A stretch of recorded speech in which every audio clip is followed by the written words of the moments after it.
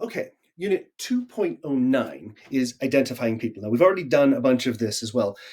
Once again, you'll notice that Signing Naturally will teach something, move on to a couple other topics, and come right back up and add another layer on what we're doing. So, identifying people. Okay. And once again, I'll put all this stuff in. We've already talked about gender. We've talked about appearance. We're adding in a little bit more about body position, how a person's sitting, what they're doing, hence the next one, action. And then we'll also later get into starting to talk about likes and dislikes, information we're going to give about the people we're talking about. So a couple of other ways. It's not necessarily describing the person by talking about their likes and dislikes, but it's providing additional information. And it ties in well with this chapter or with this content. So again, these are all things that you are really easy to practice just in conversation. And as we start doing more conversation in class online, that we can start incorporating this. As I say, little easy things to practice, and then you'll just gradually build. So the vocab, I've grouped them up kind of thematically. There's like, detest, and favorite. So at the end, when we talk about likes and dislikes, we've got like, and it starts with a 5 and ends with an 8. So you put your hand here, and then you pull it off like the color white, except instead of ending like this, you end with the number 8. So like you're picking off an individual hair or piece of lint.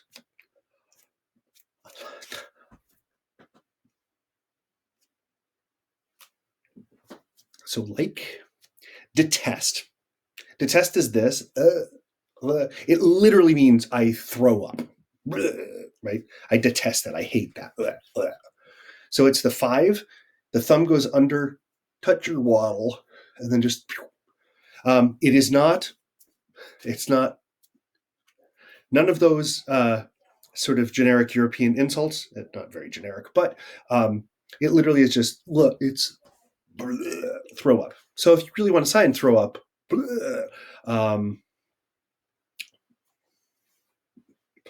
what do I? I can't think of anything that makes me throw up. So whatever. So detest. You can do it one-handed or two-handed. Other side of the spectrum is favorite. Take that middle finger, not middle finger extended, middle finger bent, and touch it to your soul patch. Touch it to your chin butt right there. Favorite. It's also the sign for taste, and it's very similar to like lucky and signs like that. So it's a very preferential thing. It's an internal feeling, taste. That's my favorite.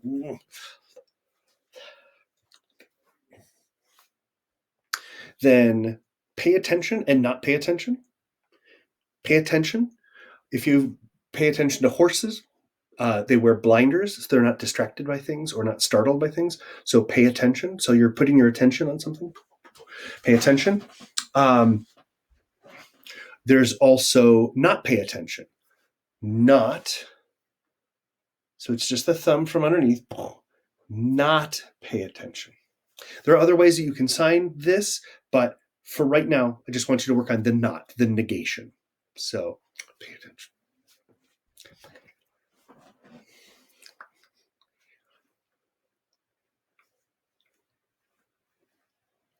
I can't. Some other activities that we could be doing. We're going to talk about these in the classroom. So chat.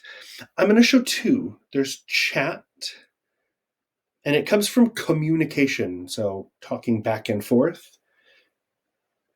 But this is usually used for sign. Chat. You could do talk. Oh, those 2 are talk. Or signing, having a signing conversation. And then sleep.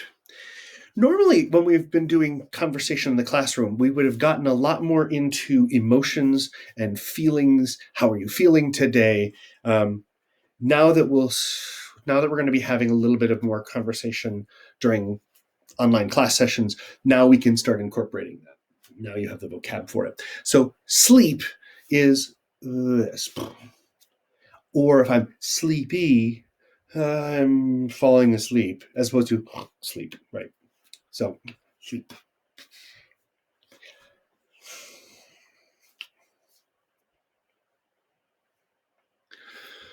Then we know book, right? Book. We had that from before. Open book, close book. Read book. Remember, you're using the two eyes to read the book. Read book, read book. Eat, eat. Apple. So apple is like you're taking a bite out of an apple. And candy, go for the dimple. Candy, candy. Sometimes you'll see this. It literally means sweets or sugary, something sweet. This is also a sign for cute. These get interchanged with 2 fingers, with 4 fingers. But oh, this is so cute.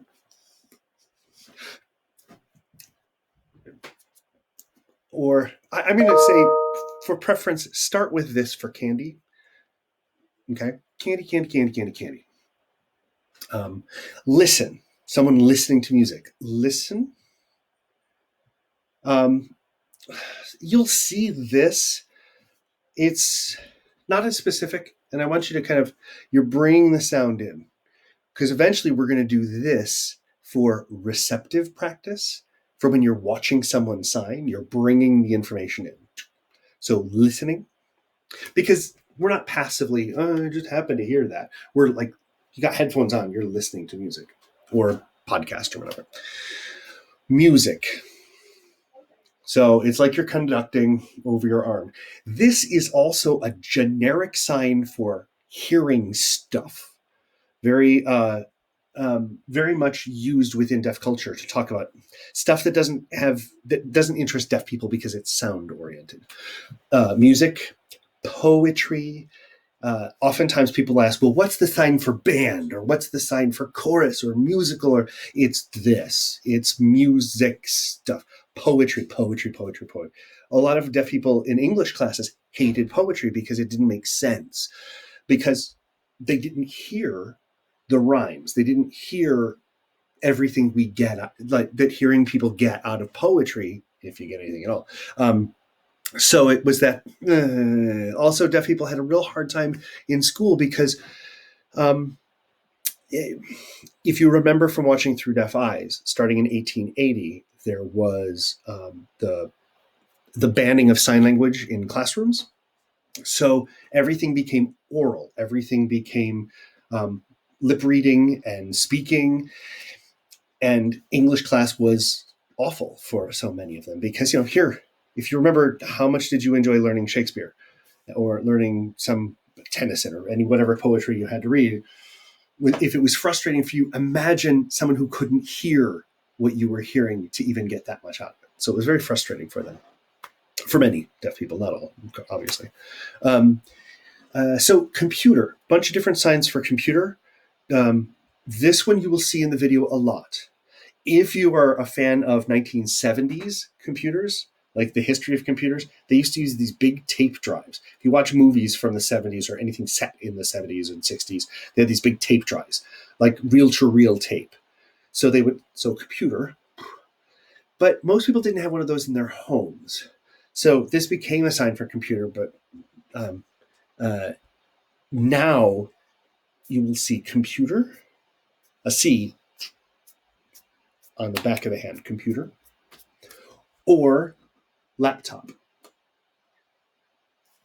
Those are the most popular ones. Computer. I don't see this much at all. Laptop, kind of like, book, right? We open up a laptop and you can type.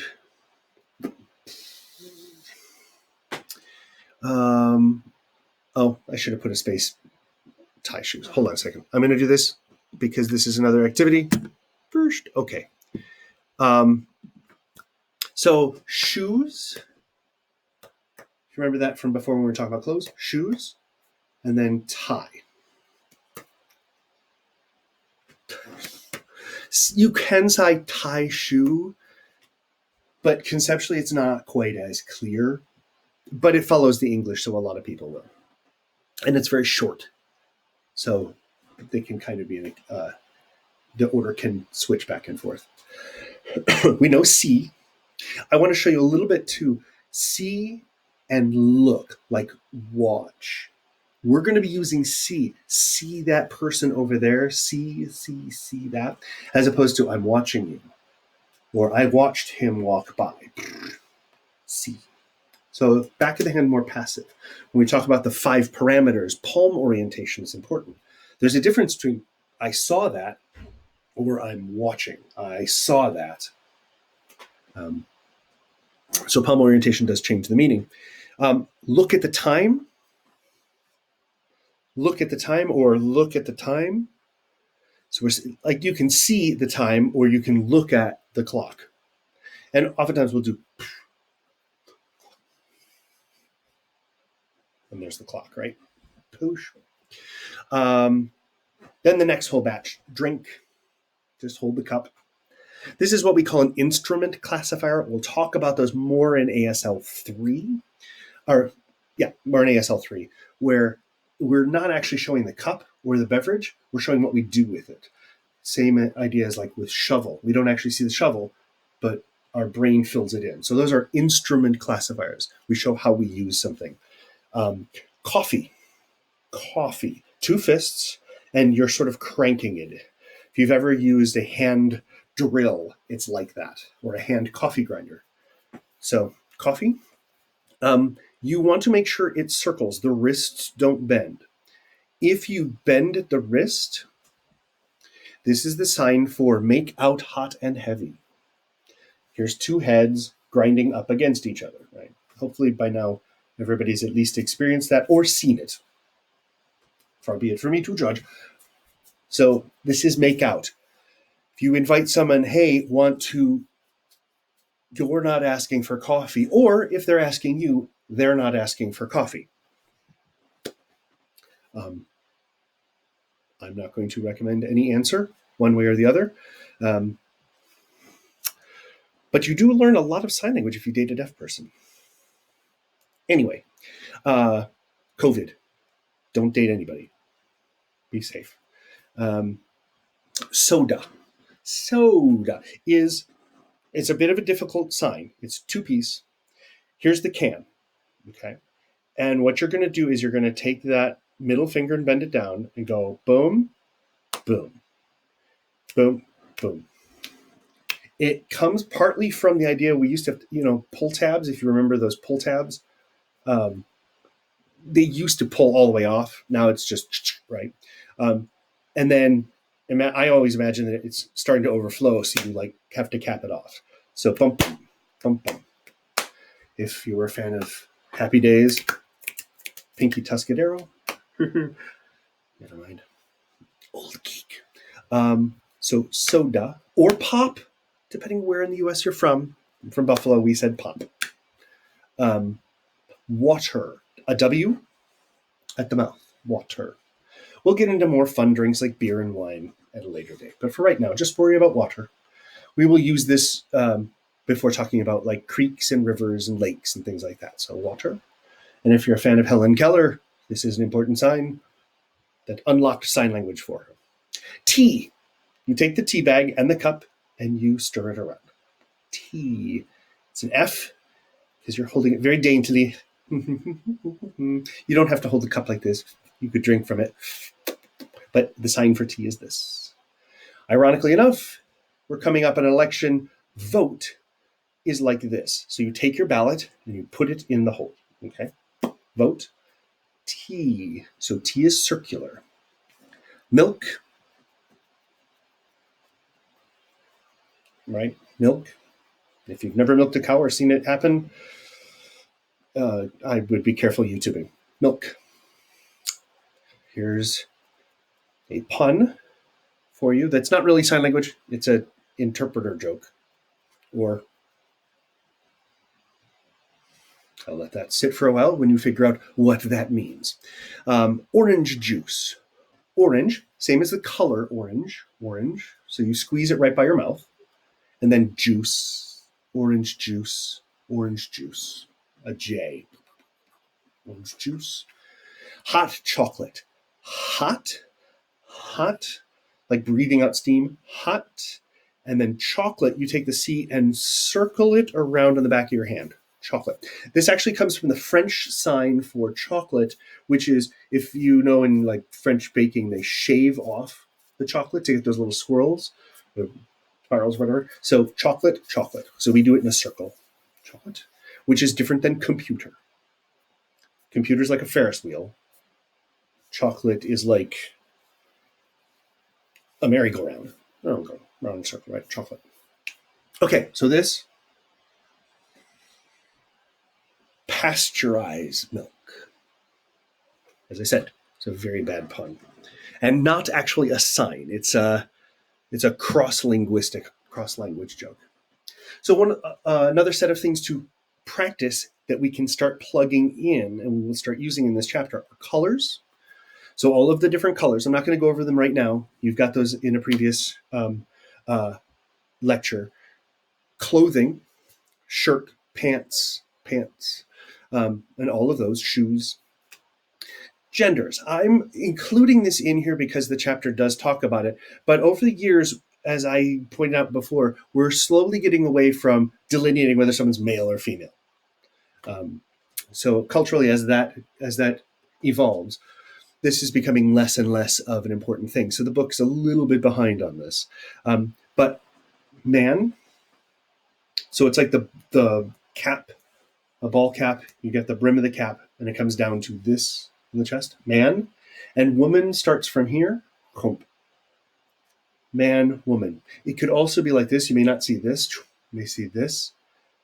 Father, mother, man, woman, boy, girl. For this unit, we're just going to be talking about man and woman in the examples, but it could be boy and girl.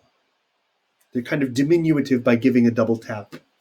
Girl, boy.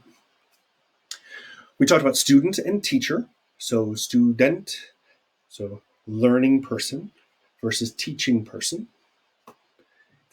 Name, age. Remember, it's like a beard, age. And then all of the WH questions that we've learned. What, when, who. I think we learned where, why. But the ones we've learned, the ones you know, are good to throw in here. Once you've learned a handful of verbs, a handful of nouns, and a handful of adjectives, you can say hundreds of different sentences in those combinations. They seem arbitrary, they may not make sense, but they're really good practice. So start thinking about taking a person. How do you describe a person? What clothing are they wearing? And some other point, some other descriptive. One of the ways we can describe people are by appearance. And we go back to this list. So here are a couple of the. So identify a person by their appearance. What do they look like? What color? What clothing are they wearing? And we're finger spelling their names in here as well. So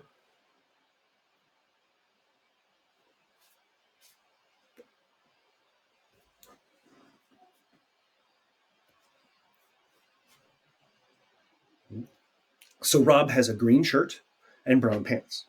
Something very simple that we can describe. Anyone, take a look through. You should be able to describe any one of those using color and then 2 articles of clothing, a hat, etc. By body position. Now, this is something we haven't really talked about, but if you just take on the position that they have, it's a very easy way of describing someone. You say, hey, see that person over there? Lee, right? She turned around in her chair. Or Tessa is writing on her laptop. So any of these different things. Bobby is leaning back in his chair, right? So you can take on the body position if that's a good identifier. And action. Action. What are they doing? So Lee and Rob are chatting, right?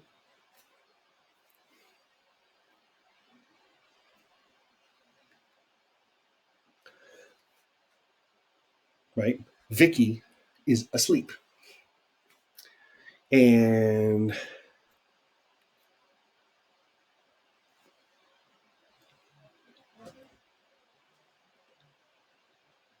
right, Alex is listening to music. Bev.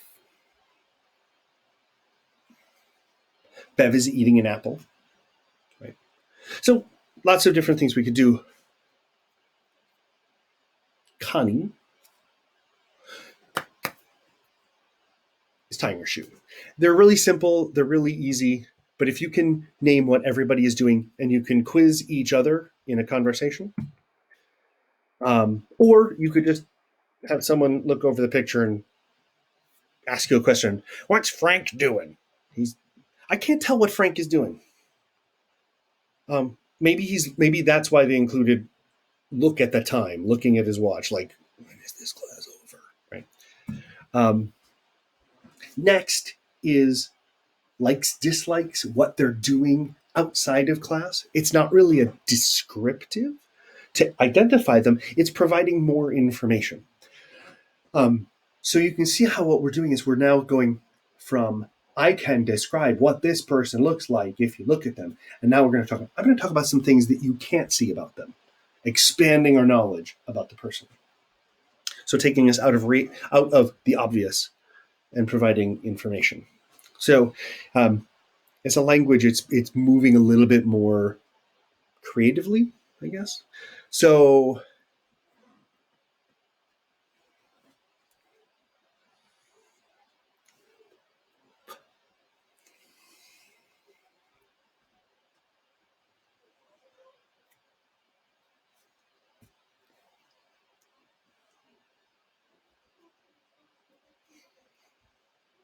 okay.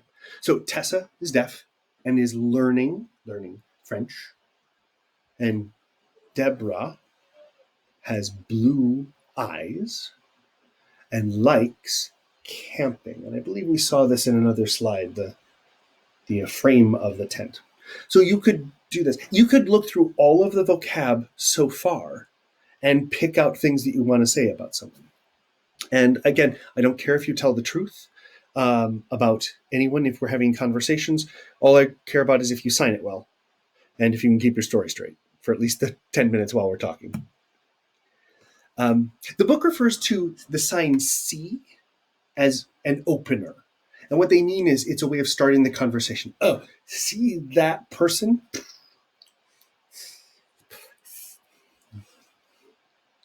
Right. It's like they said that this was an opener too of, oh, hey, trying to get someone's attention. So it's not so much the see, it's that, ooh, hey, look at that person. Right?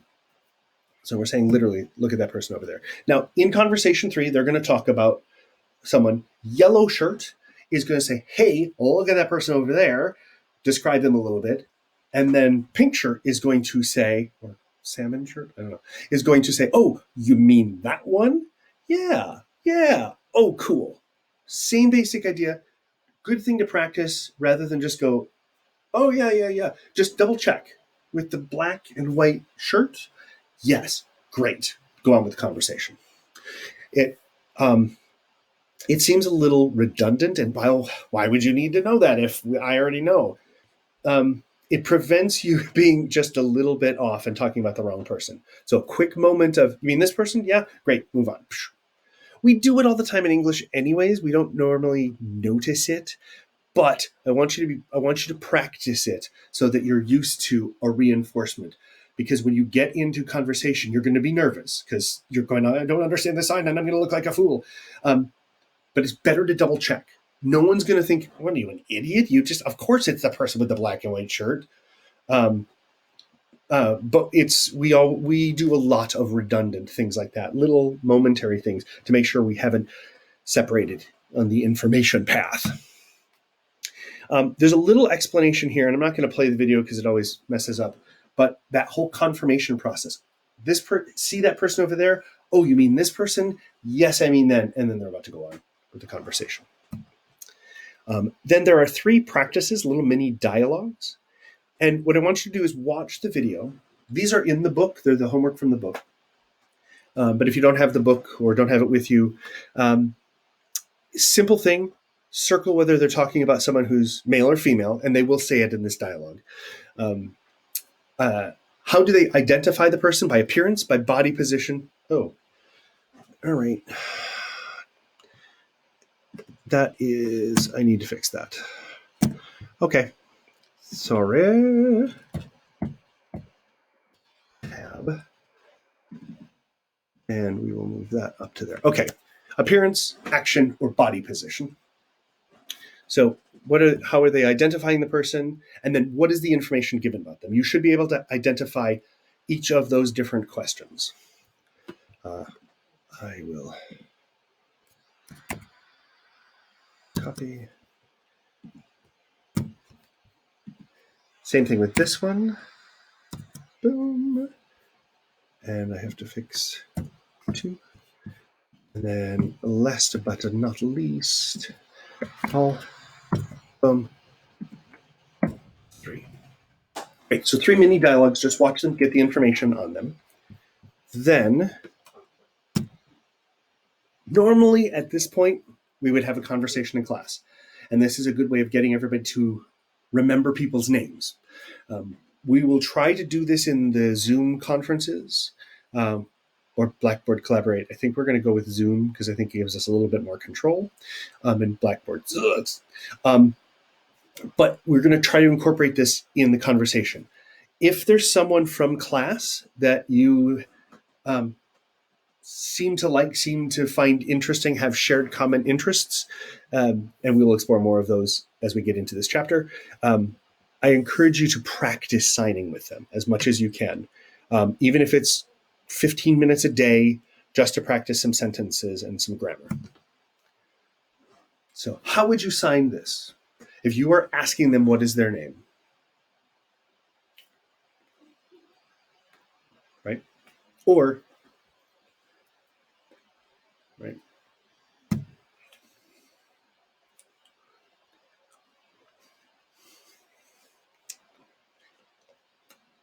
So we can point at the person. More correct is to point there. Hey, that person over there, their favorite color, what? Okay. So what's your name? What's your favorite color? We know who we are. Here are the real questions. Things to talk about. Anything favorite. Favorite food. So favorite eat, right? Favorite food. Movie. So you take the 2 palms and put them together and then rub this. This is actually like the flickering image of each cell. That's so movie, film, and beverage of choice, right? Beverage of choice, drink favorite, age. So some generic conversations. We could change favorite food to favorite book, favorite movie, whatever. Be ready to answer these yourself. So whether or not you have a favorite soda or favorite beverage or favorite movie, make something up. Or what was the last movie you saw? I don't care. What's most important is that you can answer this question quickly as if you had an answer, right? I want you to be able to spontaneously answer and have these dialogues. Some beverages have their own vocab. We saw milk, orange juice, pop, coffee, tea. There are some brand names that do have sign names. Coke, Pepsi. I saw Coke first. So Pepsi is, I think it comes from the swirl, like they've got that little swirl on their logo, Pepsi. Coke is this, because you get a little jolt of caffeine. I know that's not how you take cocaine, but back in the day, there used to be cocaine in Coca-Cola. So Coke, Pepsi, 7-Up, 7UP. So for you Michiganders, it's for you, 7-Up. Um, Root beer, fingerspell ROOTBEER. And Doctor, DR, and this one's kind of you'll feel there's a little twist in there. Doctor, PEPPER. Pepper is going to become important in 2.10 because we're talking about double letters in fingerspell. So for the most part, if it's a brand name, you're probably going to have to fingerspell it. And we will do fast food restaurants and things like that in coming chapters. So the last segment is he is going to go through and sign little tidbits of information along with names and then describe the people. So here are 8 people. He will describe 6 of them. And all I want you to do is figure out who it is he's talking about and what is it he says about them. What's their name? What is it he says about them? So that's all you have to do. That's also from the book, but I put it in the PowerPoint so you have it all in one place. Review the vocabulary, and I did that. Okay. Und all of the videos from the chapter in one place for you. So that's 2.9. It's just building a little bit on describing people. And now is when we're going to start to be able to use this in conversation to talk with each other about ourselves and about roommates, family members, significant others, whatever we want to talk about. So that is 2.9.